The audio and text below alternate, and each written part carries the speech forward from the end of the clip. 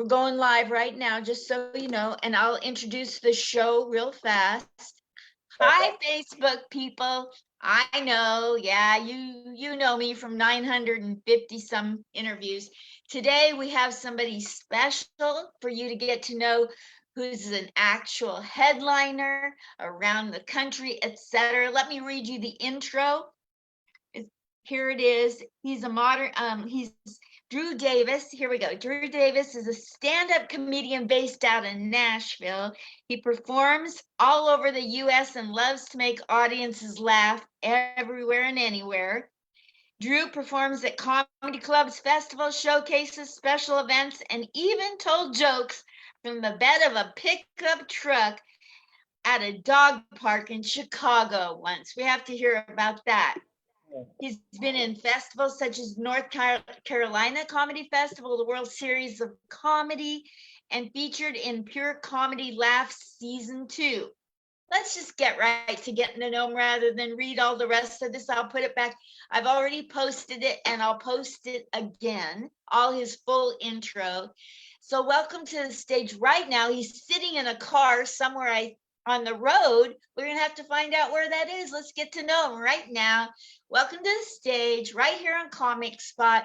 Drew, I was going to say the wrong last name. Drew Davis. Welcome, Drew. Hi. Hey there, how's it going? Good. Thank you so much, Linda, for having me. I'm so sorry I made you wait by being late. Thank you so much for your patience and for coming today, Drew. My pleasure. I'm happy to be here. How are you doing? What's going on? Yeah, we have this once a month meeting with other comics and it went long today. So that's been fun. You know, trying to keep comics on schedule is not easy. Oh no, I'm sure. Yeah, we're very scattered just in general. So trying to get us all together even once a month, I'm sure would be a process. So no Yeah, worries. there's a reason why we don't have a union. Am I right? And we couldn't form one if we tried. So. No way. What city are you in right now?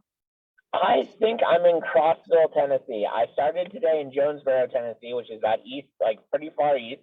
And I'm based out of Nashville, and that's where I'm driving back. I have about like maybe like an hour and a half, 2 hours back. I think I might actually be on my way. I could either go home or go to a comedy show. Kind of we'll see how we feel after this call. But I'm actually feeling like I'll probably end up going to another comedy show tonight. So.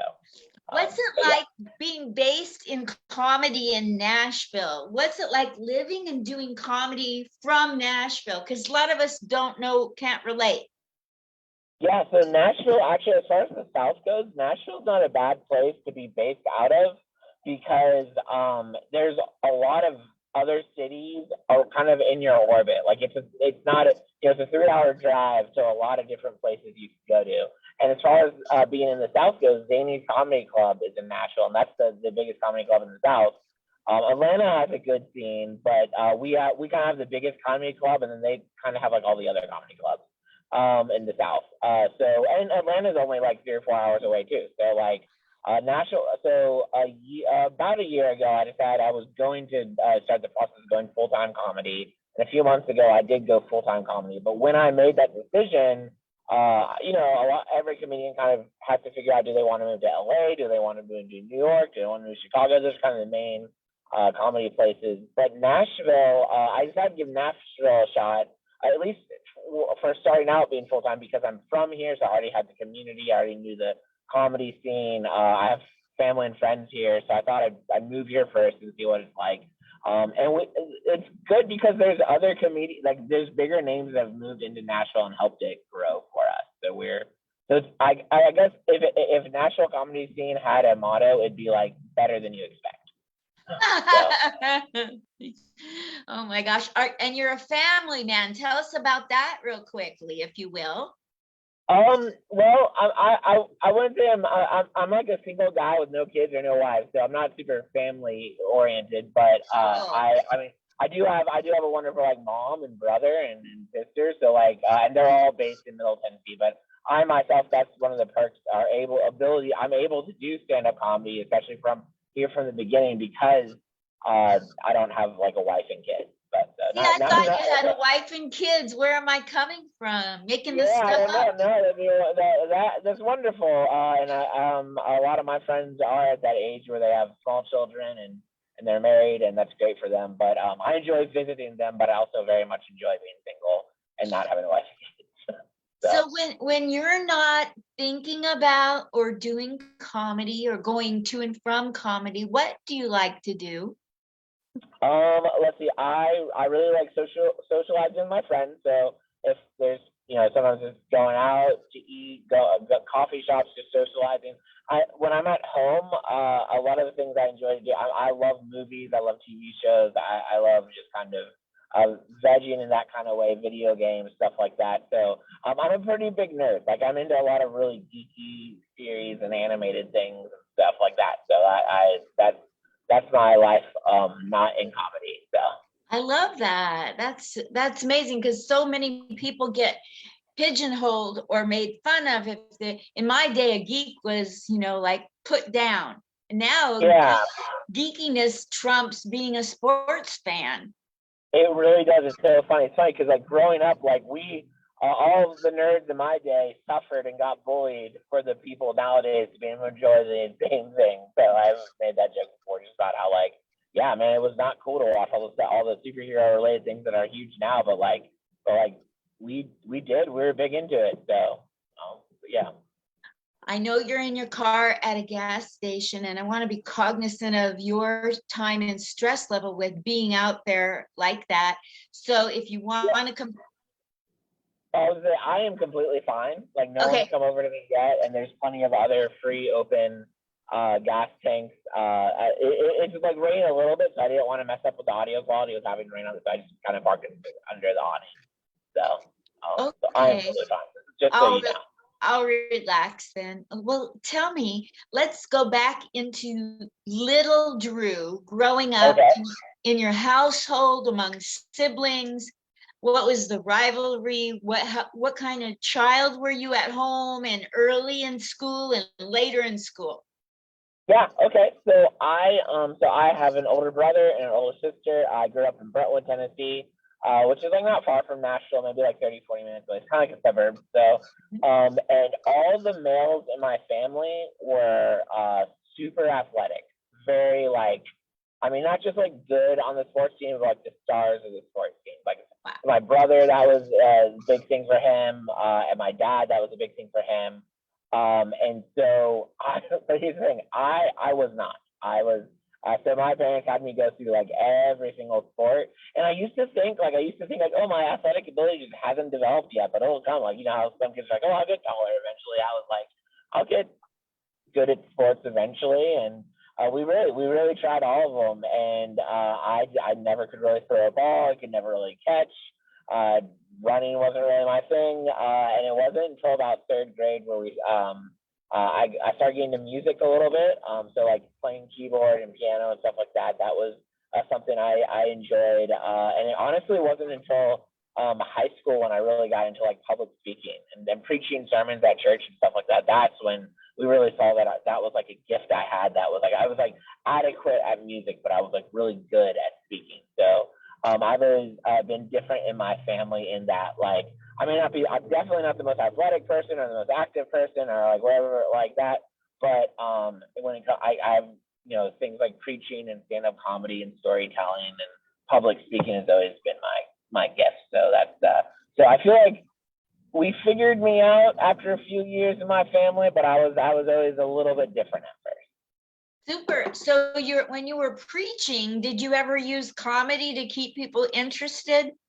I think unintentionally, yes. So I even from when I was 16, which is when I first started preaching, to like even like as an adult, whenever I was a youth pastor and young adult pastor and preach, like the thing people always told me, like before I did comedy, was like, man, if preaching falls, you should always consider stand-up comedy. So like I was told I was funny before I was actually trying to be funny. So and I've always enjoyed like comedy. Like I think I started watching comedians like when I was like in middle school, and just kind of just at some point every comedian has a story where they're just like, they realize like, I think I could do that. Like I think that but I was a fan of it long before I didn't start doing comedy until I was like 24 or something like that. back then, who were some of your favorites to listen to? And nowadays, who are some people who inspire you? Okay, so I think the first couple comedians that I really listened to were Mitch Hedberg and Dane Cook. I remember they had some albums out that came out at the time I was in middle school that were just like huge, and we would listen to them and re-listen to them. I'm a couple friends of mine. Nowadays, my absolute favorite is Jim Gaffigan. Like I can listen to him for days. His albums never get tired for me. But other favorites I really like John Mulaney. I really like Pete Holmes. I like Eliza Schlesinger. She has a new special that just came out. And then there's a few Nashville local ones that are kind of bigger deals, but I like their style a lot. I like Dusty Slay, Aaron Weber, and Nate Bargatze. They're really funny too. And then the cool thing about being a local comedian and like you start, like local comedians that like nobody else knows, but you're like they're really good. Like so there's a bunch in the Nashville scene that I can appreciate their humor too. So Super. After high school, what did you do? Like you went straight from high school to work or college or? yes, so I went straight from high school to college. I went to it's called Milligan University now, but it was Milligan College back when I went to it. And so I actually got a degree in Bible with a concentration of youth ministry. So I did that, and I worked in youth ministry right after college. I took a brief break, but I kind of up until this past year, like I've been doing student ministry and young adult ministry. I've been working in the church.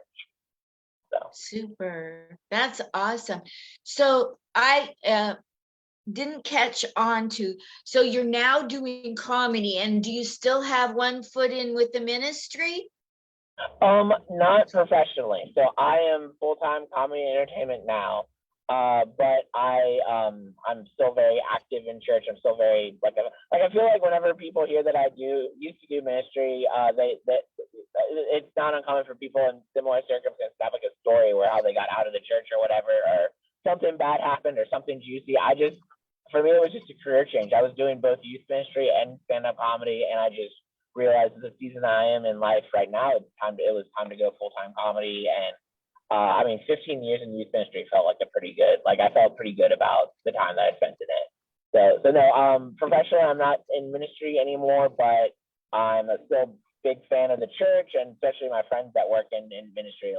It's a tough job, and I'm really supportive to them. So. Do you tell any church stories or jokes about your experience?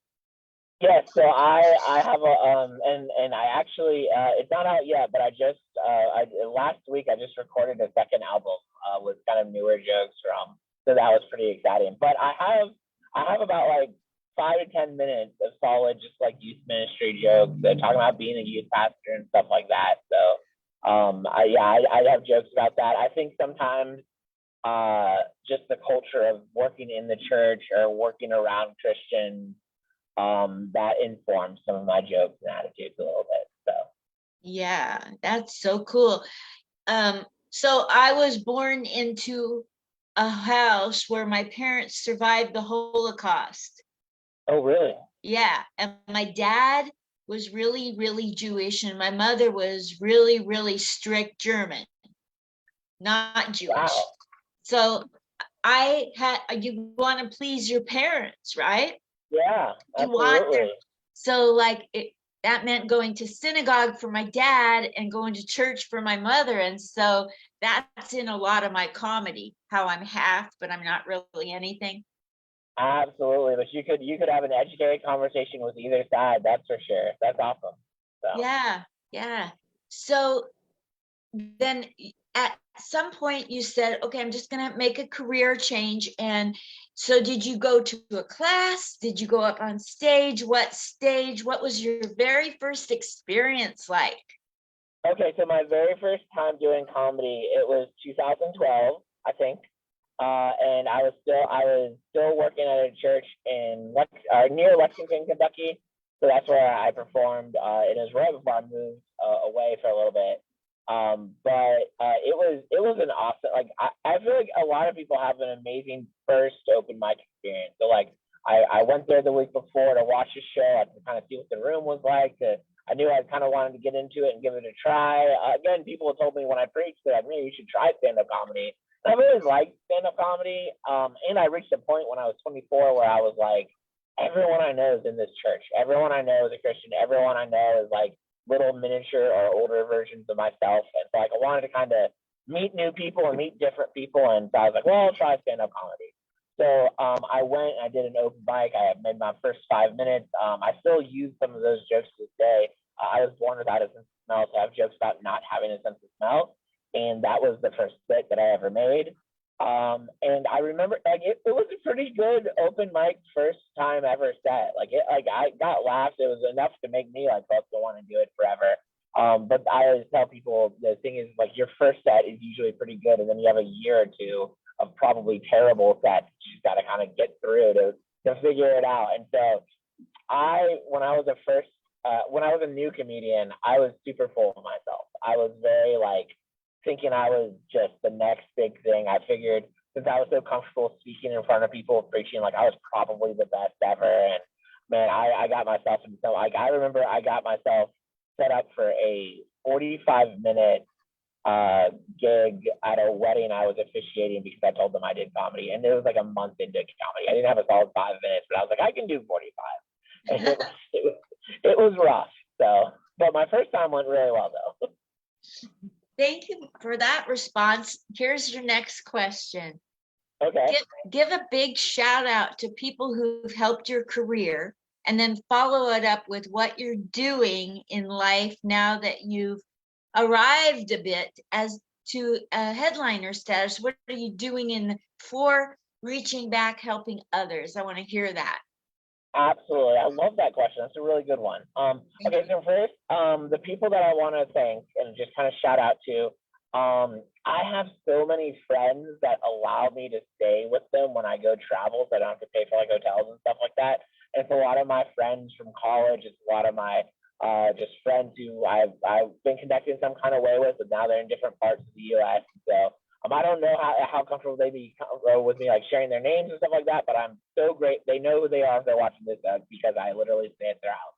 So I am so grateful for the awesome friends that come and show support. I also have other friends that show support by showing up to the shows, and like, especially like, like last week I had a live album recording, so I reached out to a lot of people in Memphis that I knew, and I was like, hey, can you guys come help fill these seats? And they came, and it was so much fun. It's just a lot of my friends and even my family members, like my brother and my mom, like they know like when I really need a comedy related need, they show up, and they've been really supportive. It got me thinking last week that the phrase we use in entertainment is like it's all about who you know. And oftentimes when you say that, it's about like the people who are in the business that get you in a better place, or get you like a gig opportunity. But I'm realizing now that the people that will come to your shows, that's important. The people that that will let you crash on their bed, their like couch at their house or whatever, that's important. The people that support you every day as you're doing your thing, those are the people it's good to know too. So it's not just all about the people that will like get you that next entertainment opportunity. So Absolutely. So I've been very intentional over the past few months as I've been pursuing comedy more to make sure I'm grateful and express gratitude to the people that help me along the way. And then as far as things that I feel like I'm doing, I know I'm not the only comedian that does this, but sometimes it feels like there's not a lot of this that goes on. I'm very intentional about being a supportive comedian to people in the local scene, to newer folks that I meet that like come up and ask for help or just nervous. Like it's very easy to be very competitive in the comedy scene. It's very easy to just feel like annoyed by newer people, or just by putting them down, you feel like you're putting yourself up a little bit more. We see a lot of that just in any kind of entertainment. And culturally, like we're kind of taught, like, there can only be one headliner. There can only be like, you could be the best. Other people have to be not as good as you. And I don't really like, one of my big rules in doing comedy that I've made for myself is not to be a jerk. Like I want to be supportive. I want to be encouraging. I try to bring a lot of the things that I had to do as a youth pastor into how I interact with other people, just because I realized like adults need that too, not just teenagers. So I really do my best to be like encouraging and supporting to the other performers I meet, and when I go into audiences and stuff like that. Meet, like I'm very big in like establishing connections and meeting people and connecting with people, and that goes with the other performers as well that I'm working with. That's so cool. So if somebody is on the bill with you and you're headlining and they're maybe doing a guest set, meeting you for the first time, or they're featuring or whatever, and they're in the green room with you, what's that like? What kind of environment do you create in the green room? I had a fabulous experience this last week being on a show with Jimmy Earl. And being in the green room with him was like, you just felt like you were floating on air. He had the best environment ever. That's awesome. I try to be really just real and personable, and like feel them out, in that like if they're really nervous or whatever, then I'll try to do what I can to like help them not be nervous, to just try to have lighter conversation, try to be encouraging. Sometimes you can tell they kind of just want to be in their own circle or whatever, and I want to be respectful to that. Sometimes it's just like having conversations that have nothing to do with the show, but just like connecting with the person. And so like, yeah, I really do, like I try to kind of build, like it's like building a friendship, like the people that you're working, I mean, because so many times the people you're performing with at one show, you'll end up seeing at a different show. And it could be years later.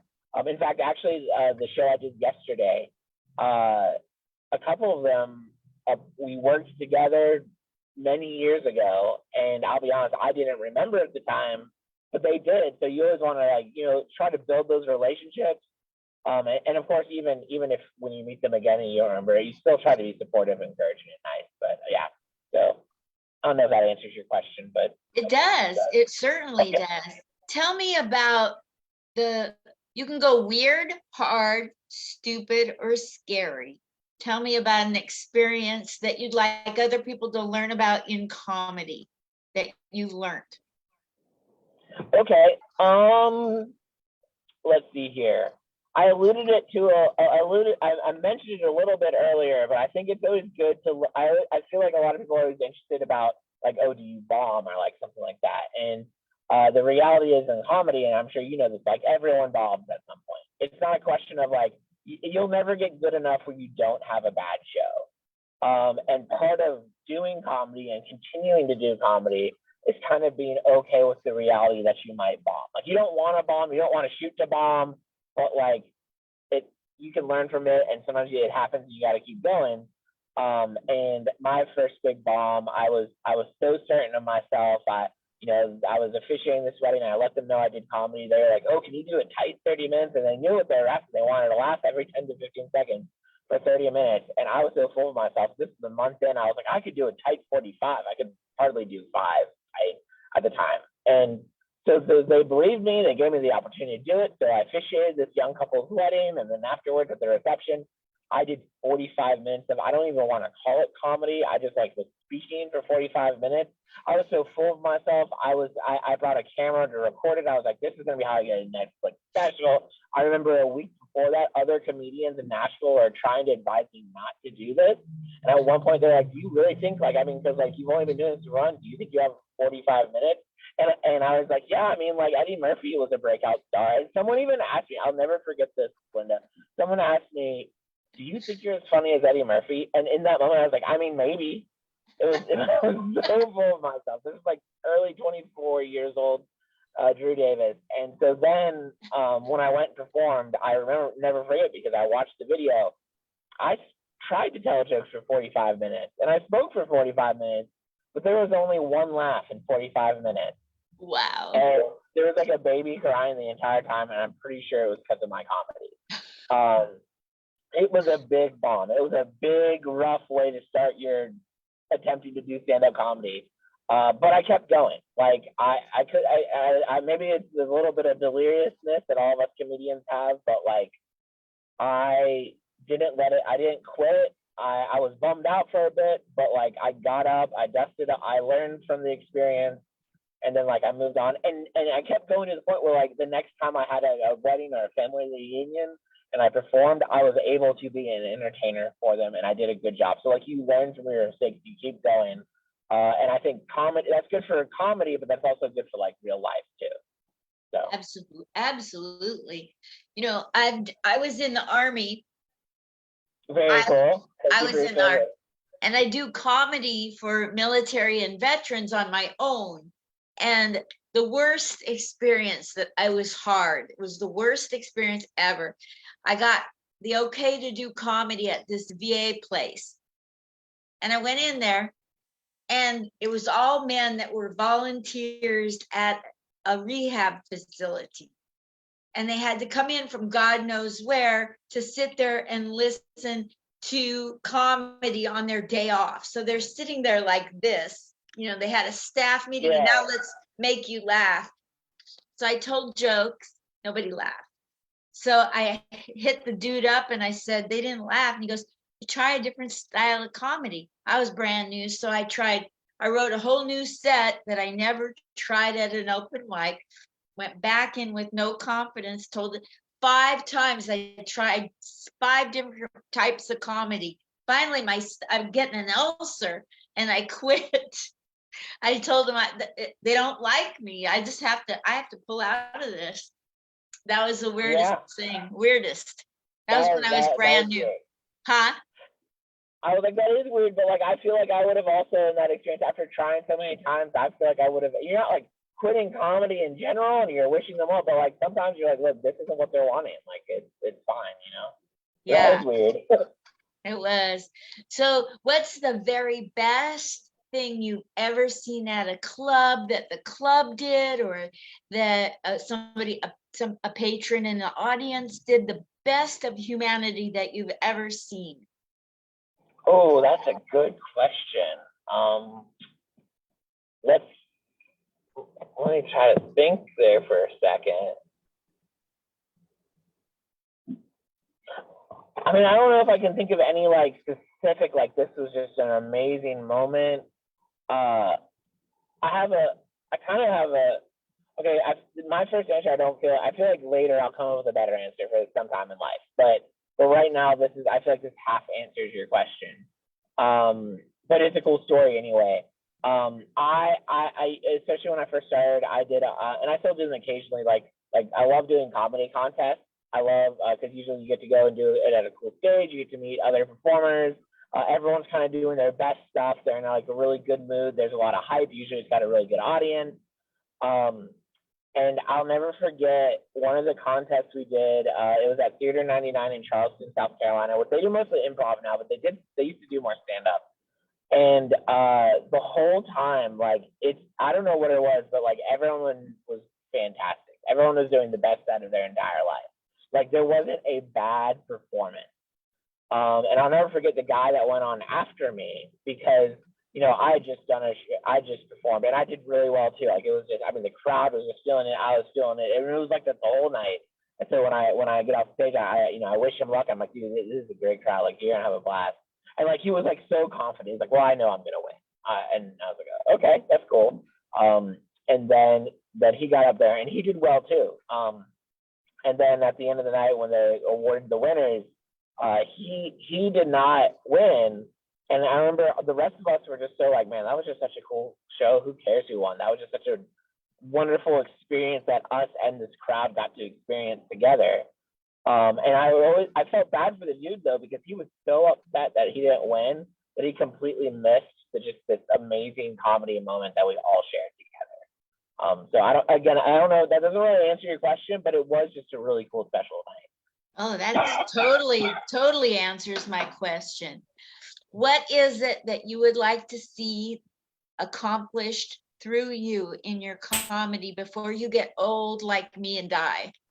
Okay. So before I'm what, like 40, right? Like I'm thinking you're like maybe 37, 38. Let's see here. 71. 71. All right. Well, you don't look 71, and I mean that absolutely as a compliment. So my thing with comedy is one of my personal goals. I always strive that people have a good time. I always strive that people are encouraged, that they enjoy themselves. I'm not really like an insult comic. I often feel I'll make myself feel uncomfortable maybe sometimes, but I always want the audience to feel comfortable and have a good time. And so like the things that I hope my jokes bring to people is I hope it helps them feel more secure about who they are. It helps them feel more valued with who they are, that they have more appreciation. I feel like we're all intentionally made and we all have value and we're all special the way we are. And oftentimes, and I know especially as entertainers, we see it a lot. People don't feel like they're good enough. People feel like they notice their flaws way more than they notice their success. So I like to make fun of my flaws and then turn them into jokes. And then, especially in my first album, Revolutionizing Failure, and then I would take it a step further and be like, this is how this is actually a good thing. And so I just, through my comedy, when I try to connect with people, I just want them to feel better about themselves and to feel valued and to appreciate who they are and where they're at. That's kind of what I go for. Okay, thank you. And what changes would you like to see made in the comedy career path that exists at this time? Yeah, so a big change I would love to see is I just feel like comedians, and then also you can branch this out to bookers and shows and clubs and venues. Like we could all be more supportive. We could be we could I'm gonna get on a high horse a little bit here, and I don't mean to offend anyone who's listening, but I one of my least favorite things that I do on a weekly basis is apply for like certain comedy clubs stuff like that to perform. And in the business, it's understood that they'll only reach out to you if like they want you to perform, and then you should just reapply in a few months whether you hear something or not. And I don't love that. Like I just it feels very devaluing. Like I think it would not be that hard to like respond to emails from the comedy club end. Like it's just this comedians are just this dime a dozen commodity that only get the ones you want, and then the rest, that's part of life. And on our end, it's like, well, that's part of working with comedy clubs. And so I just feel like we often don't really treat people like people in this business.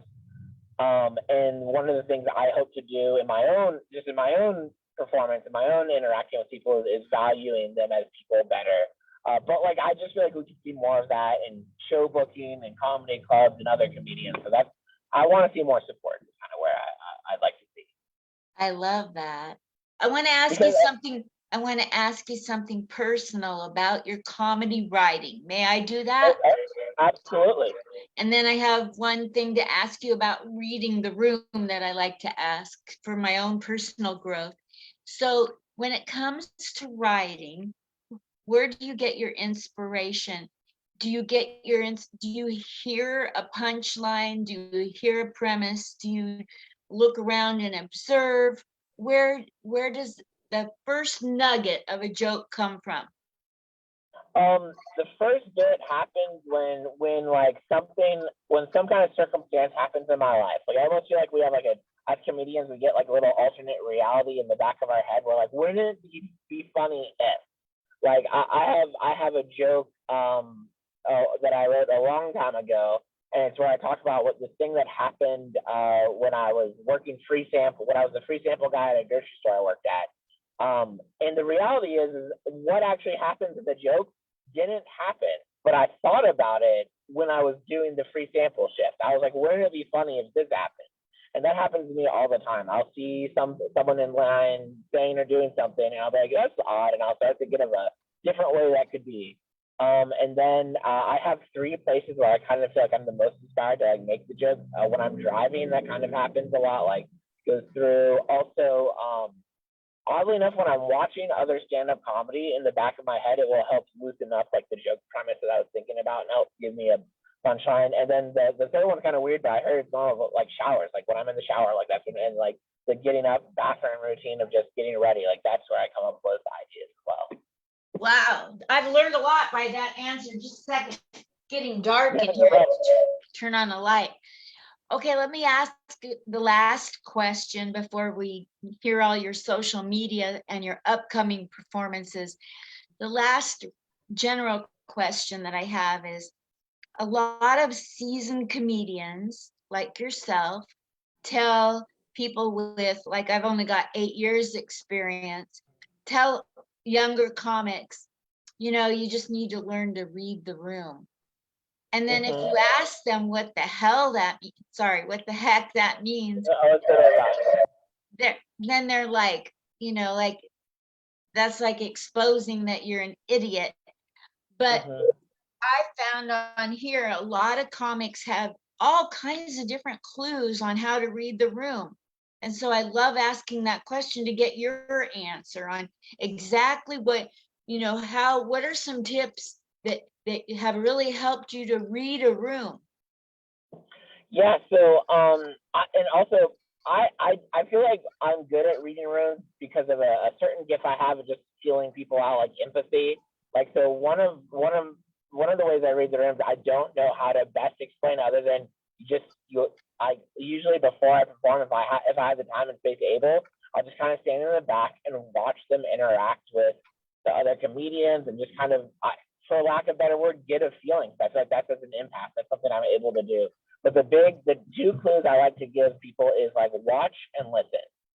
So you got to be able to step away from your jokes and just not assume that like not every one of your jokes is great for every single room that you do. And you have different bits that will connect with different rooms. And if you start one a bit, and even if it's your favorite bit, like this one kills all the time, and you start it and you notice that there's not as much laughter, then maybe go in a different direction because it's clearly that's not where the room's going. Watching them, seeing how they feel uncomfortable about things, seeing how they're laughing or smiling, because sometimes they're enjoying it but they're not laughing, so you have to watch. And for me personally, that is easier to do before I'm on stage. So if I'm able to kind of just take some time and like notice what's going on around me before I perform, that helps because you do absolutely need to do it when you're on stage, but the nerves kick in, you're trying to remember your jokes, you're thinking about how much time you have. It's just easier to try to kind of connect with them beforehand. I feel like it's not unlike like we act like it's a really big deal to read the room when you're a performer, but you have to read the room in every situation you're in. When you're talking with someone over lunch, when you're at a job interview, when you're at work, like we're reading the rooms all the time. So just bringing that onto the stage. That's very good. I appreciate that. My pleasure. Yeah. Well, tell us where you're going to be performing in the next week or so, whatever you want to promote, and then tell us the social media that you want us to help you with or specials you want us to watch and/or. Absolutely. Okay, so next week, Friday and Saturday, I'll be hosting at a brand new comedy club in Jackson, Tennessee. So if anyone's in the Jackson, Tennessee, I know probably most of us are watching from New York, but if we're in Jackson, Tennessee, 731 Comedy Club, it's a brand new place. I'm hosting there this week and some next month as well, but I'm very excited about that. I have like a huge headlining gig in January at the Idiot Box Comedy Club, which is it's in Greensboro, North Carolina, so it's a bit of a drive. That's going to be a fantastic show.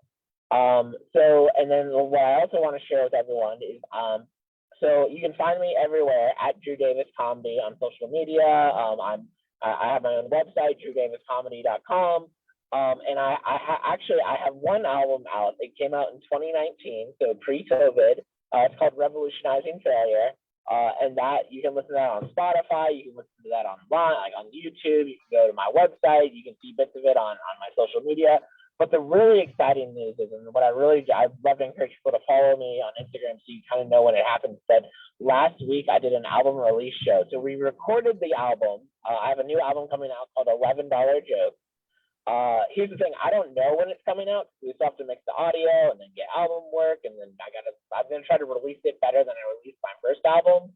So I don't know when it's coming out, so that's why I'm saying follow me on social media because then you'll be the first to know when it comes out. But I'm very satisfied with the product. And I think we're gonna have a lot of fun listening to it. So. Awesome. Thank you so much. I appreciate you. Did you get anything? Did you have anything to say that I didn't ask you? No, I think you covered this. I really enjoyed these questions. I really enjoyed this chance for you to get to know me. This is a lot of fun, Linda. Thank you so much for having me and interviewing me. Thank you. I've really enjoyed it. Appreciate your being patient with me to get on Zoom today. Thank you so much, Drew Davis. Thank you so much. And you have a great day. And everyone listening, I hope you have a good day too. And when that album drops, come back in and plug it, please. 100%. I definitely will. Thank you so much. Thank you, See Drew. you later. Bye.